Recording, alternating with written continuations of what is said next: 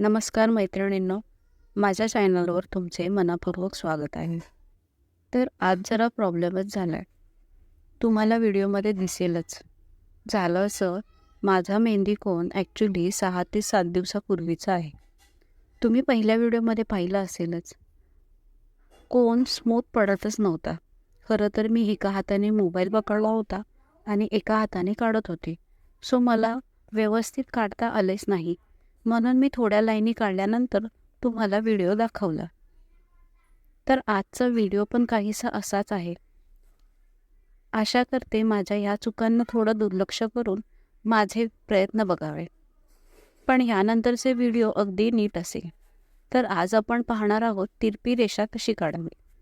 कधीही तिरपी रेषा काढताना कोपऱ्यापासून सुरू न करता आधी मधोमध सुरुवात करावी. मधोमध आधी एक लाईन काढल्यानंतर तिथूनच कोपऱ्यापर्यंत जावे. माझी चूक झाली अशी, मी मधोमध लाईन काढली खरी, पण सुरुवात मात्र कोपऱ्यापासून केली. मग सेंटरला येईपर्यंत माझी लाईन अशी वर खाली झाली.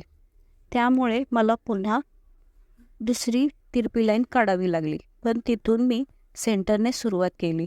सो ती तिरपी लाईन व्यवस्थित मला जमली. तर तुम्ही दुसरी पद्धत वापरावी. अगदी कोपऱ्यापासून सुरू न करता मधोमध लाईन काढून तिथूनच सुरुवात करावी.